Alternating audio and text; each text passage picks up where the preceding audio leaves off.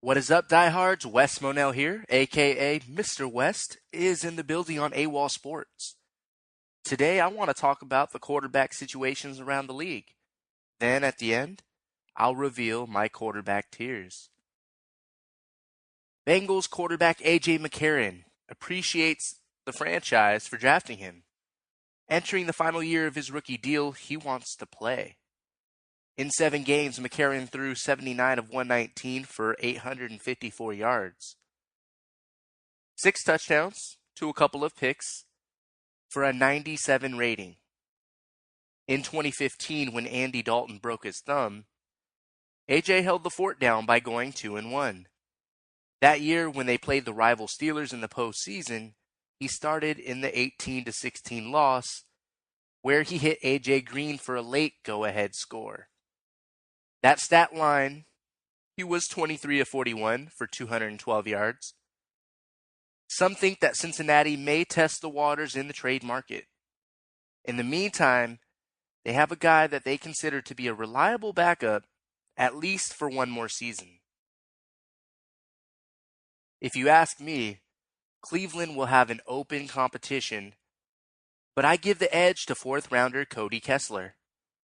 Take the QB turned breakout receiver Terrell Pryor, for example. He called out the O-line when they didn't protect the rookie, and he suffered a concussion. Kessler outplayed Robert Griffin as a rookie, starting double the games and completing 65%, taking better care of the football. Twice he's completed over 70% of his passes while dropping back at least 27 times. The edge definitely goes to Kessler. That is, if the team doesn't draft a first rounder or trade for Jimmy Garoppolo or something along those lines. Griffin was the 2nd overall pick in the 2012 draft, as you may know. At the time, I kid you not, I made a bet with a buddy of mine that Andrew Luck would be the future Hall of Famer between the two. Okay, I don't want a lot of credit for that, but I took it as far to say that RG3 would be out of the league in 5 years, and that's the damn truth. 2017 would be his 6th year in the league if the Browns don't release him, and if another team doesn't sign him in that scenario. As far as his 42 games played out of a possible 64, he had 2.5 seasons as the starter in Washington before flaming out. He won Rookie of the Year, but his lack of leadership and actual quarterback abilities couldn't be disguised forever. He lost his job to the 3rd round pick from his same draft class, Kirk Cousins. Last year in Cleveland, he started 5 games, completed 59%, 2 touchdowns to 3 interceptions. A lot of people believe that Tom Savage will get every opportunity to compete in Houston and will eventually be under center in week 1. Now, I can't tell you that he showed us anything last season. In 3 games, he didn't throw any TDs, nor did he toss any picks the other way. Overall, he went 46 of 73 for 461 yards, averaging 6 yards per attempt and completing 63%. The main reason for his possible emergence comes at the embarrassment of Brock Osweiler. Coach Bill O'Brien has not committed to Osweiler, and understandably so. The owner says that Brock needs to step up, which he does, apparently. That's obvious. Especially since he's getting $19 million for next season. Who wants to pay that much to a 59% passer that threw 15 scores and 16 interceptions?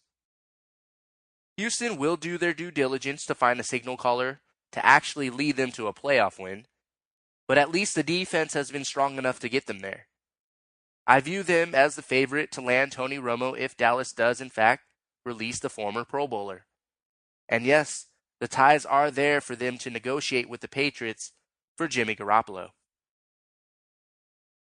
Trevor Siemian has now been endorsed by star teammates Von Miller and Emmanuel Sanders.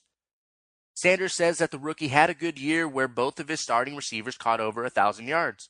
That's true. Also saying that he got a Pro Bowl nod but was injured, so he didn't go. And then people were talking about how horrible their quarterback position is. Sanders continues to say that after 1 year, Simeon will grow as a pro. He was a rookie.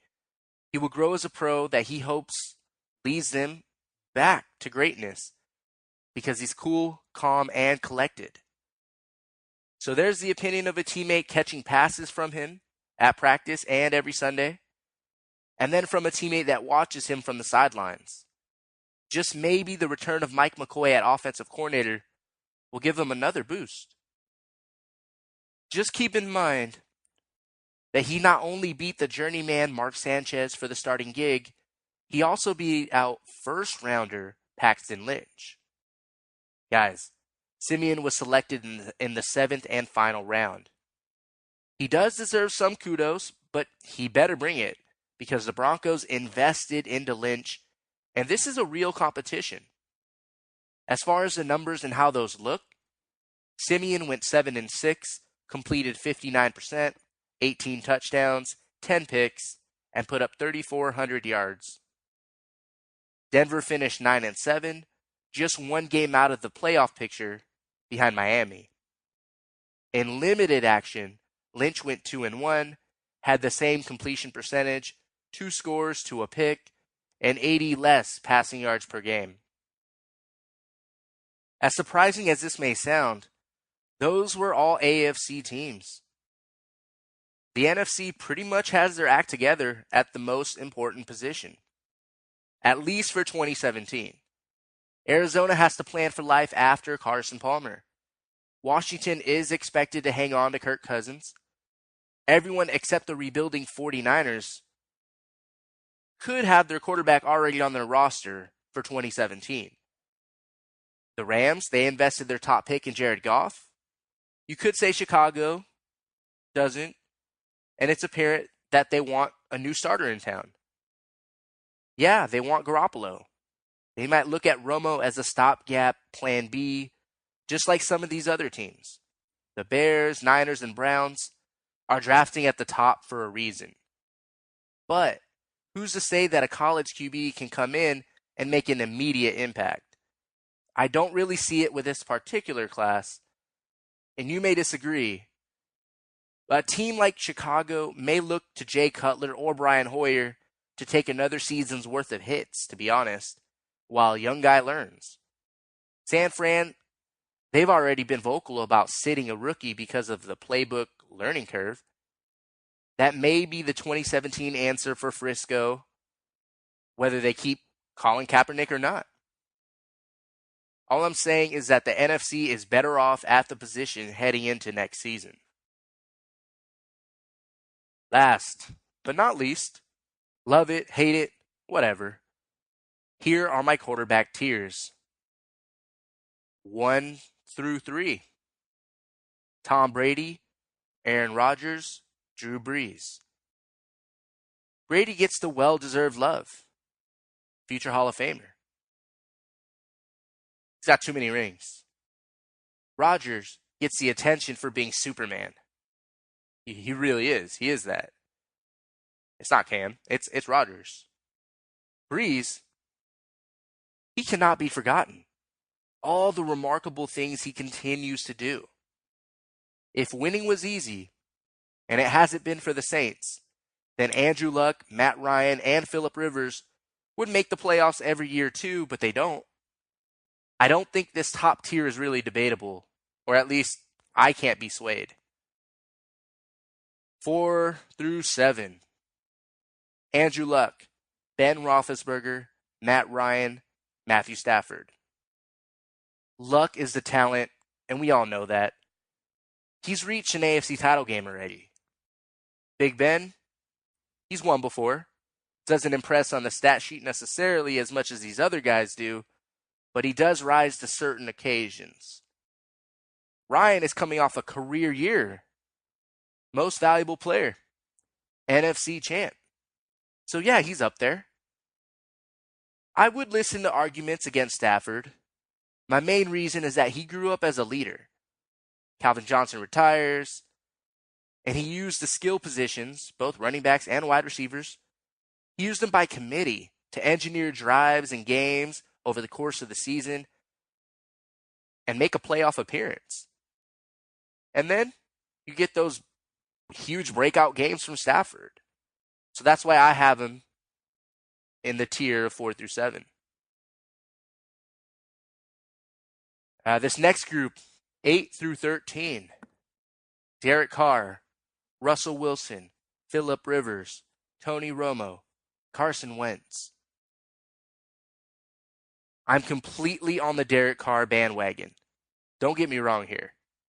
I just have to see more football. Oakland does go through these sluggish slumps, and you have to split hairs when differentiating the good from the up-and-coming to the great ones.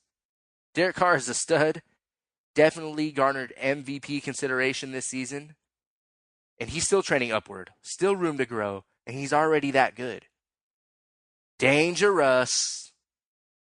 Russell Wilson is good. Fun to watch, but man, does he play in a lot of ugly games. He did persevere through injuries.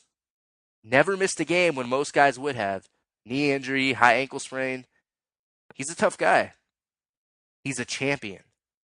Yet he has some more developing to prove in year number 2, to be honest, without Marshawn Lynch.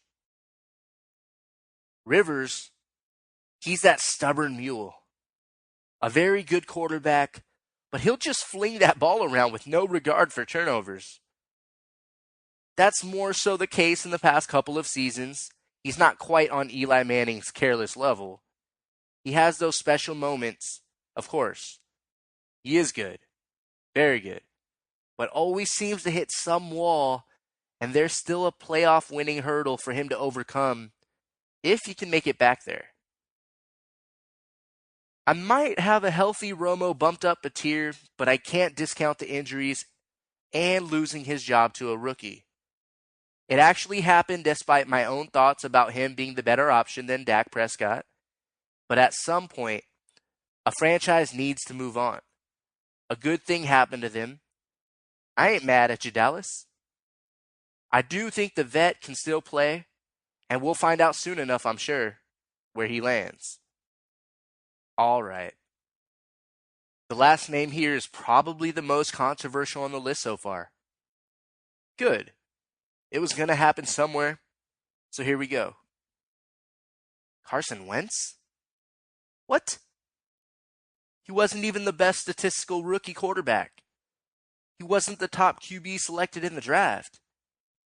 Nope. He wasn't both of those things. What he was tested in a plethora of ways. Over the course of a game, over the course of a month and the season, the new CW showed all the tools. He plays a bit like Andrew Luck. He's big, mobile, directs the offense. Real heady guy. He's had to deal with a so-so play caller and rookie head coaching.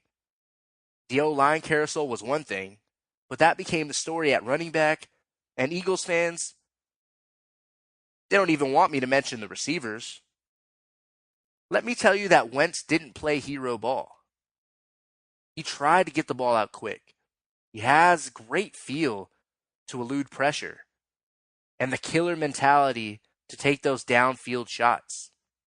CW is a stud. I don't remember ever watching a rookie stand tall in the pocket routinely, complete the pass, and take a ton of hits like he did. Just watch. 14 through 20. Kirk Cousins, Ryan Tannehill, Sam Bradford, Marcus Mariota, Carson Palmer, Jameis Winston, Dak Prescott. It's our biggest group here. 14 through 20. Cousins is in the right offense with the right weapons. Or hopefully he'll still have the right weapons, as he may lose 2,000 yards of receiving in free agency. But as long as he acknowledges the value of Coach Jay Gruden and they work out an extension, Cousins is a good quarterback. Just because we're in the middle of the pack, numbers-wise, doesn't mean that these are average players. Remember, they're still backups, And that's like 90-something quarterbacks and then the free agents, 100 whatever. We're 14 through 20 here. They're starters for a reason. All these guys should be starters. Well, with Cousins, part of it for him is his indecision sometimes. Holding on to the ball too long. Not sure to get rid of it. And then his bonehead mistakes. It happens to everybody. It just happens a little too much with him. That's what Prescott didn't do a lot. He excelled in Jason Garrett's beautiful play calling. Prescott had a great rookie campaign. He made some crucial throws downfield. He did. Just realize we have to grade the signal callers on what they are asked to do or not asked to do. And Dak was asked to do a lot less than the guys ahead of him. And that includes Wentz. It doesn't have to be a knock. Simply a matter of player ability and team formula. He took care of the ball. No one can argue that. And he made the right decisions all season long. The purpose of placing Dak here, yes, his line is fantastic. Zeke led the league in carries. Prescott didn't have to change a lot of plays or carry the offense. Now to Cousins, he's a 4,000-yard passer. And that's why he's in this group. And both of these guys in the NFC East, their arrows are pointing up. That's for damn sure. Tannehill is a guy that I like more than most. Maybe it's because I watch him more than most. Who knows? I liked his progression, ranking 8th in major categories a few years ago. What's better about his progression under Adam Gase is that they're going to be working together for a while. There's not going to be a change in staff or philosophy to keep a young QB's head spinning. Miami has talent around him to succeed and possibly make consecutive playoff appearances. Sam Bradford isn't popular. For what? For injuries? For collecting a lot of cash? For checking down in a Vikings offense where he had 9 days to learn the playbook, and then Norv Turner steps down as offensive coordinator because of a dysfunctional staff? Bradford has overcome injuries to have 2 healthy seasons now. He's overcome instability. The Vikings lost both tackles, so there goes his protection. They lose a former MVP in Adrian Peterson. No receiver takes the top of a defense off. So he set a league record by completing over 70% of his passes. Good for an 8-8 finish, which is mediocre. But it's only 1 game out of the postseason. They only finished a game behind the Lions. I think some people need to take a step back and see that Bradford posted career highs under Chip Kelly and that the Vikings need to prioritize offense this offseason around him. Then there's the guy we've seen forever, Carson Palmer, who's at the end of the road. This will be his last rodeo. Once a guy contemplates retirement 2 seasons in a row, he's closer to leaving than returning every year. He still has a good arm. Turned 2016 into a good year after a slow start.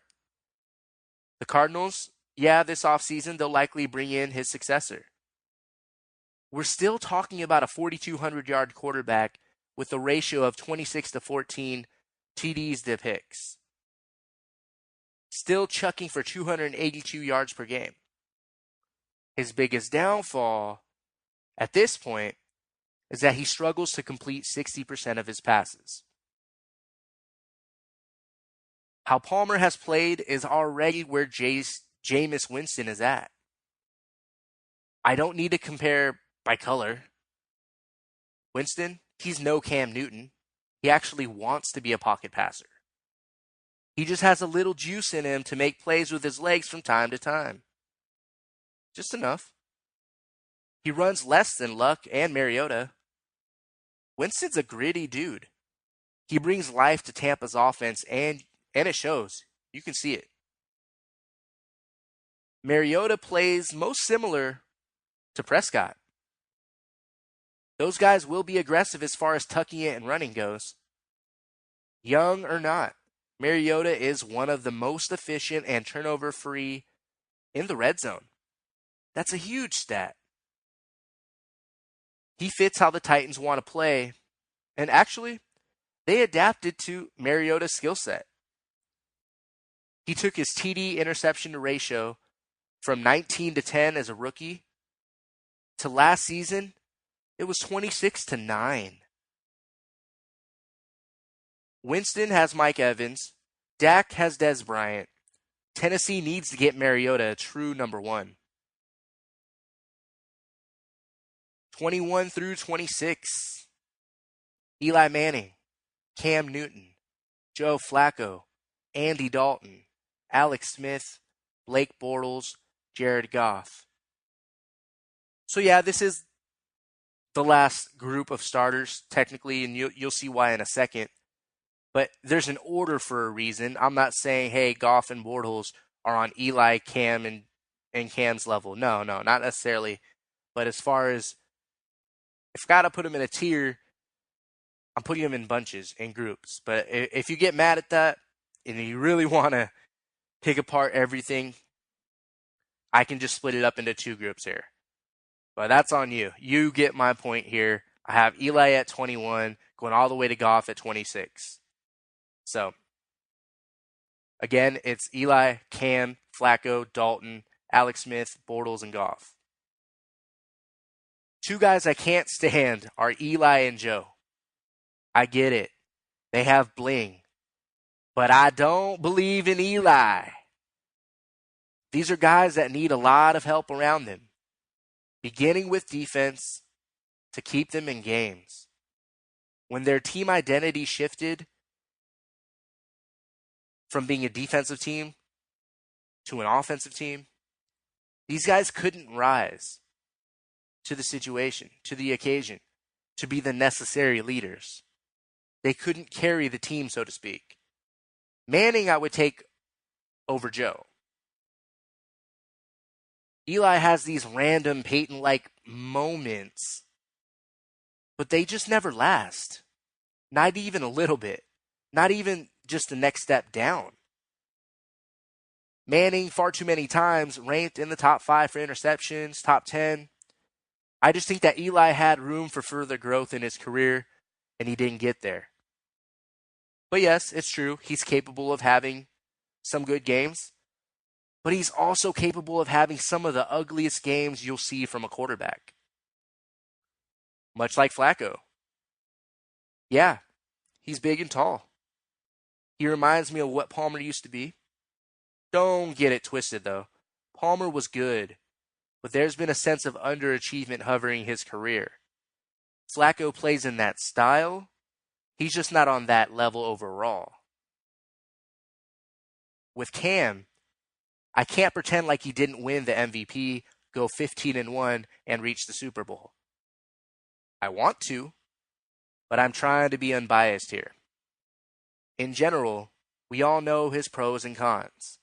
Not to repeat everything that you've heard over the years. So in short, Newton simply plays too much hero ball. He wants to make the big throw. He wants to tuck it for that crucial run. He does it every time. He's more of a front runner. I don't see the leadership either. I think the change in Jacksonville will finally come to an end. They have the right man in place making decisions in Tom Coughlin. I can't tell you if Doug Marrone is a good coach, but he's been on the staff, and a young QB needs that stability. Blake Bortles can't keep going through new offenses. 2015 was a step in the right direction. 2016 was tough to endure. I don't think his job should be at stake this offseason. If the Jags can simplify things, develop a rapport with the play calling, I don't see how Bortles and the team don't improve. Like I expect them to, and like a lot of people expect them to eventually do.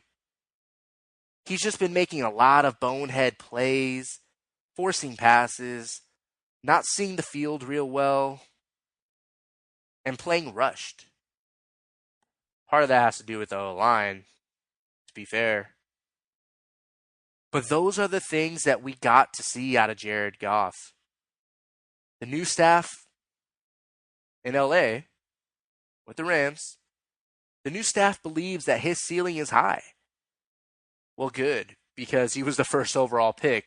It better be. Not that I'm against hiring a young 30-year-old head coach. Congrats to Sean McVay. They want youth to relate to youth. At offensive coordinator, they bring over Matt LaFleur from Atlanta, who just worked with Matt Ryan. And Greg Olson is the QB coach now. He used to work with Bortles in Jacksonville. One, we just went over Blake's struggles. So you can tell I don't like the fit with Olson. Two, Atlanta has an experienced quarterback. They didn't have a second-year quarterback to work with. Matt Ryan's been in the league. And three, that's three offensive minds that aren't familiar or successful with play calling up to this point. Goff is the guy, no doubt. He won't sit anymore. At least the Rams have someone they invested in, unlike the next 7 teams that I won't even list in this quarterback tier. It's 27 through 32, but instead of the guys that played quarterback last season for these teams, I'm just going to list these teams off. 27 through 32, 49ers, Bears, Bills, Broncos, Browns, Jets, Texans. The 49ers, Colin Kaepernick might stay to be a stopgap. Okay. Blake Gabbert, he's a career backup. Chicago, they're going to move on from Jay Cutler at some point. And Brian Hoyer is a backup or could be a stopgap, I guess. The Bills, they don't want to overpay Tyrod Taylor.